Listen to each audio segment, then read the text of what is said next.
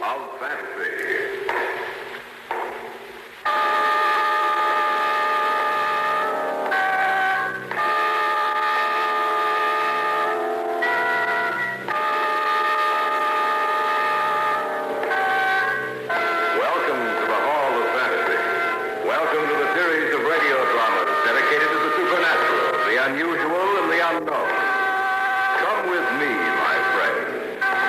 Descend to the world of the unknown and forbidden, down to the depths where the veil of time is lifted and the supernatural reigns as king. I first met Robert Jennings at a small party given by a mutual friend of ours. Dr. Heselius, here's a gentleman who'd like to meet you. I'm honored. The honor is mine, Dr. Heselius. Thank you, Mary. Well, you two chat together for a while. I'll get back to my other guests. Elizabeth, dear. I'm very interested in some writing of yours, Dr. Heselius, especially in the term metaphysical medicine. I read them a few years ago. And I hope they didn't bore you. Quite the contrary. Just a few days ago, I thought of the subject again, and I searched everywhere for my copy of the book, but I couldn't find it. I understand that it's out of print. Yes, quite true, Mr. Jennings. I'm interested in the cause of a certain phenomenon that I have witnessed. I thought perhaps your book might help me. If you still care to possess a copy, I should be glad to provide you with one. As any author, I still have 2 or 3 around. Thank heaven you're able to help me. I'd almost given up hope. Hope of what, Mr. Jennings? Perhaps in a while I may be able to tell you, but not until then.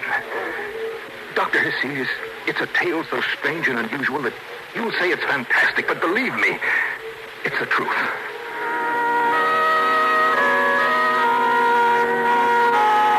Party ended about 11. Everyone left except Mr. Jennings, our hostess Mary Crandall, and myself. I don't know what it was that made me stay later than I had intended. Perhaps it was the way that Mr. Jennings acted. At any rate, I had gone into the library to see if perhaps Mary might have a copy of my book. I heard a strange sound that I couldn't place. I turned around and caught a glimpse of 2 burning red lights that stood about 2 feet off the ground. They moved with a strange hopping movement and then suddenly disappeared out in the hallway. Mary, is that you? Stay away from me. Don't run from me, Mary. Don't come any closer to me. Your throat is so lovely. Take your hands away from my throat. No, Mary. I'm going to kill you, Mr. Jennings. Take your hands away from her throat, Mr. Jennings. I don't know what came over me. You're right, Mary. Yes, Dr. Heselius. You trying to do, Mr. Jennings? Why were you trying to kill her? Kill her, Doctor. I was trying to destroy him. What, Mr. Jennings? You wouldn't believe me, Doctor. No, you would never believe me.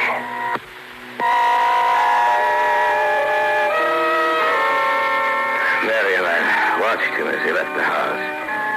He slipped his card into my hand just before leaving me, and mechanically I put it into my pocket. I was convinced that Robert Jennings was suffering from some strange malady.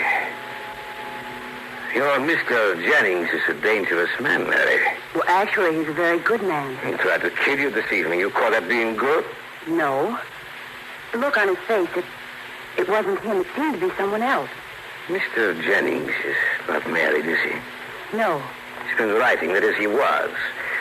But for 2 or 3 years, perhaps he has not gone on with his work. The book was upon some rather unusual subject, perhaps. Supernatural phenomena. Is that correct? Yes, he was writing a book. I don't know what the subject matter was, but suddenly he stopped writing. So one more fact now. His mother and his father, did you know them? Yes, both. His father died about 10 years ago. Our family knew them quite well. And either his mother or his father. I should think his father saw, how shall I say it, a poltergeist, an apparition, a ghost. Isn't that correct? Yes. How did you know? Something he said concerning metaphysical medicine. It was his father. He was a strange man and used to bore my father about his dreams. One day he told my father a story about a ghost he'd seen and talked with. I remember it particularly because I was so afraid of him. He told the story a short time before he died. I was still quite young then. The words he used have always remained with me. But he used to describe the apparition? Yes. He called it the beast with red eyes.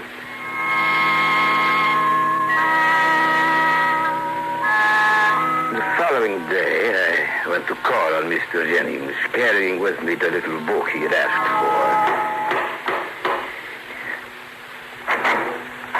for. Yes? What can I do for you? I should like to see Mr. Jennings. I'm sorry, sir. He's engaged with another gentleman just now. I see. Will you tell him that Dr. Hesselius called? Oh, just a moment, sir. Mr. Jennings left word that if you called, you should be shown in. He wants very much to see you. If you'll just come with me. Thank you. If you'll just wait here in his study, sir. I let him know you're here.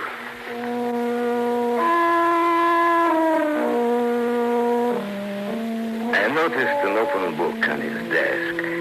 I couldn't help but go over to look at it. My eye fell upon a sentence underlined in red.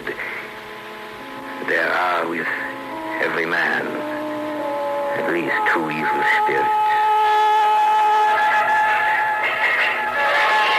And then I heard that strange sound again. I looked up, and over in the corner of the shadows, I saw those 2 dancing dots of luminescence. Then suddenly something ran close to the floor out of the room, and in the hallway...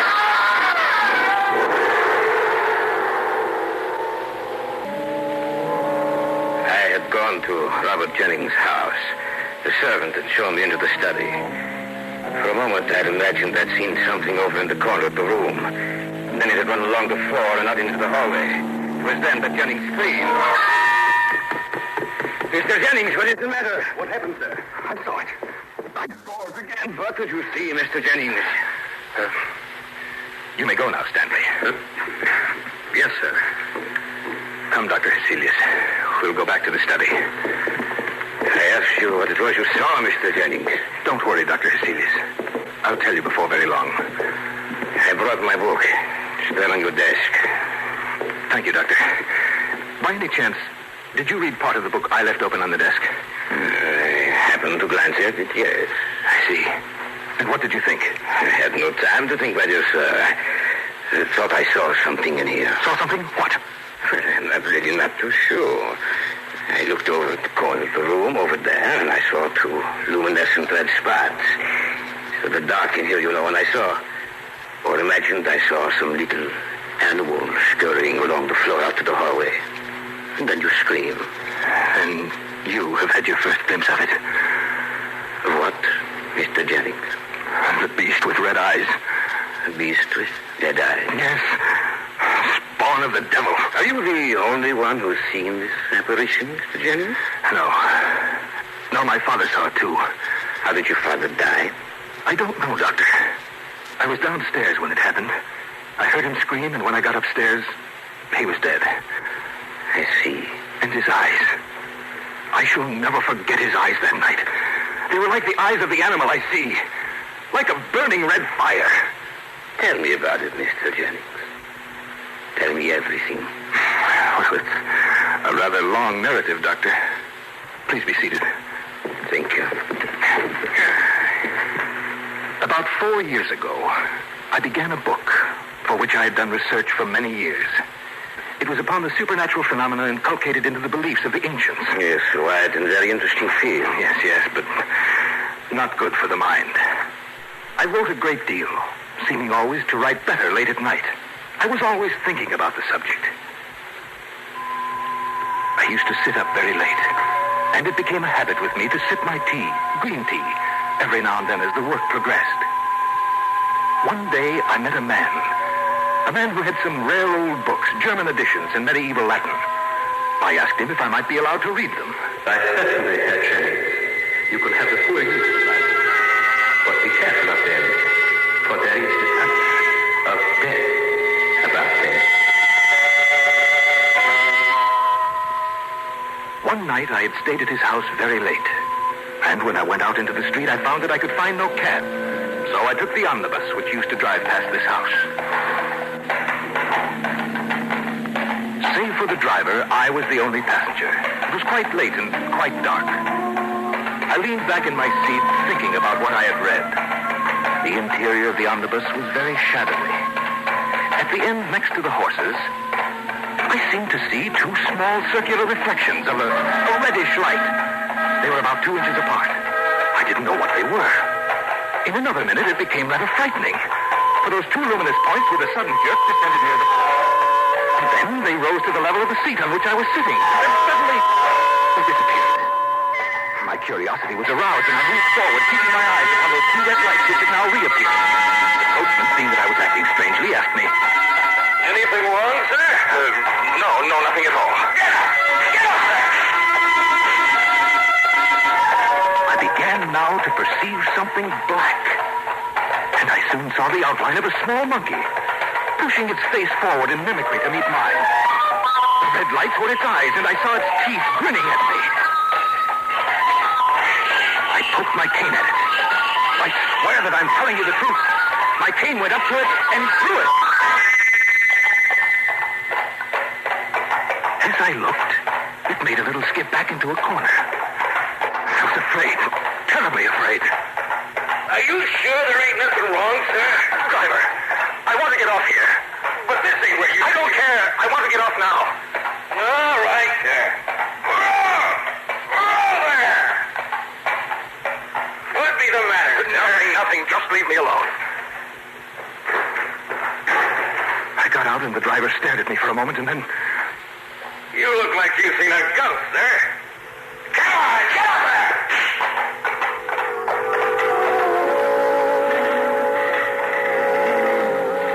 I started walking towards my house. It was only 300 or 400 feet away. There's an old brick wall that runs just beside the path I took. I noticed nothing for the first few seconds. But then, I heard a sound that was strange to the night. I looked at the top of the stone wall, but seeing nothing, I continued on my way. It was then I heard it talking to me. Turning around, I saw the creature on top of the wall. I started to walk faster. The beast scampered along on top of the wall just abreast of me. I stopped, and the monkey stopped also. And sat there on the wall, just stared at me, making no sound now. Walking again. And it sprang down and scampered along beside me. I could feel it when it touched my leg. I was terribly frightened. I began to run. I was afraid to look down at it. Just a short while I came to my house. I ran up the stairs, opened the door, went inside, and slammed it shut in back of me. Anything wrong, sir? You don't see a small black animal around, do you, Stanley? Certainly not, sir. Good. I must have lost him. There's been nothing around here, sir. I went into the study. This study. Sat in my favorite chair. For a few minutes I was alone. But when I finally lifted my glance, there in the corner of the room, I saw the beast with the red eyes. I was entirely visible. Not only its eyes, but all of it. As if it were surrounded by red embers. It advanced towards me. Grinning and shaking, its paws clenched. And at the same time there came the appearance of fire in the grate, and we never burn a fire in here. It came towards me, and its shattering built up into a scream, and I was sure that I was going mad.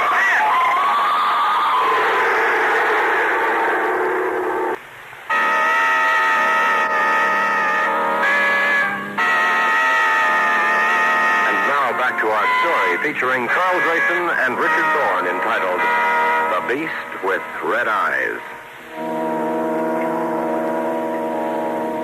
The tale that Robert Jennings told me sounded fantastic.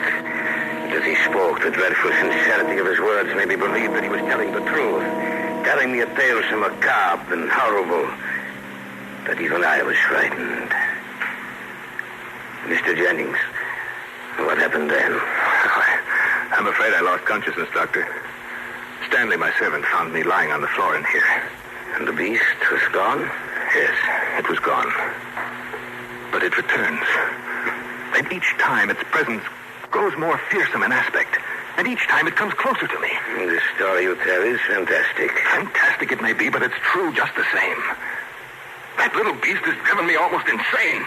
When does the creature appear? At any time it so desires, Dr. Celius. Generally when I'm alone. And there are also times when it disappears for a while. How long is it gone? Anywhere from 2 days to 2 weeks. Tell me, Mr. Jennings. Is it here in this room with us now? No, not in here. I saw it in the hallway before we came in here, however. Is it returned accompanied by any strange manifestation? No, nothing. It's simply with me again. I'm lifting my eyes from a book or turning my head, I see it. Watching me. Have you told anyone else about this? No one. That is just as well. Its power of action is increasing, especially when I try to rest. It torments me while I lay in my bed at night. It drives me to do things. Last night, when I tried to hurt Mary, it was the beast who drove me to that. I heard it screaming, and its scream said, "Kill her, kill her!" And had you not been there, I'm afraid I would. My niece, I almost killed her, too. Mm-hmm. How? Well, we'd gone out for a walk. Our path happened to lie near a coal mine. At the verge of the wood, there's a perpendicular shaft. They say 150 feet deep. My niece and I came to the edge of the shaft. You look so strangely, Uncle Robert. It is nothing. You act as if you see something down there. What is it? Nothing, my dear. Nothing at all. Do you hear anything? No. It's so deep down there. So terribly deep. So deep. Her scream brought me back to reality. I had been on the point of pushing her down there to certain death. It's always urging me to crimes, to injure others or myself. You're very tired, Mr. Jennings. Perhaps you'd better rest. I have no time to rest, Dr. Hesselius. I see. I want you to help me, Doctor. Look, I'm going out of my mind trying to fight it. Will you stay with me? I have other patients, Mr. Jennings. Yes, I realize that. I know that I'm asking you to forget them for a while, but I can't go on alone. I must have some help. All right, Mr. Jennings. I can send you a servant with a message to my office tomorrow. Thank you, Doctor. I don't know what I'd have done if you'd refused me. I shall stay here with you. Perhaps I can get some rest now. Perhaps I can forget the terrible screaming of its voice. We have been talking so long, Mr. Jennings, that the misery of the night has overtaken us. It is not good when we are talking of such matters. I suggest that we all retire for the night. You're right, Doctor. Listen. Look. Where? There. Over there. Don't see anything. I swear it's there just the same. Sight, I feel something is going to happen. Don't worry, my friend. I shall be here in this house all night. Nothing will happen. Too late, Dr. Hesselius. I should have seen you long before this. For now, it's too late. Scared of your servant, I put him to bed. He lay there moaning, and his eyes would fasten on some object in the room. I would follow his gaze, yet I could see nothing. Little by little, he fell off to sleep. I sat by his side for an hour, and nothing occurred. The servant Stanley, who had gone back downstairs, now returned. Doctor, would you come downstairs for a moment? What is the matter? I can't explain it, sir, but I saw something downstairs. Then, by all means, I shall go downstairs. What did you see? I can't be sure. It seemed like a small animal. Tell me exactly what happened. Well, sir, first I heard some little noises. I looked up from what I was doing and saw a little animal in the corner of the room. A little black thing with two burning eyes of fire. Where did you see it? It was in this room, sir. That's the sound, sir. That's the noise I heard. It seems to come from the study. We better take a look. Yes, Doctor. Have you ever heard these noises before? No, sir. This is the first time. Doesn't seem to be anything in this room. I can't understand it, sir. The sound came from here. Yes, I know. I heard it, too. But that doesn't seem to be it. What's that? The fool I've been. This was just a trick to get us down here. It sounded like Mr. Jennings. It was. I could never have made a path. I could never have come down here. What made him scream? Beast with red eyes, of course. I'll never forgive myself for this. Mr. Jennings! You may not be able to answer him, Stanley. Why not? Here's the room. You'll know if we're too late in just a moment. He's still in bed, sir. Yes. But he's dead. What? That's right. His eyes, sir. at his eyes. Why, what do you see? His eyes, they're so red, sir. Like blazing coals of fire. They look just like the eyes of that animal I saw.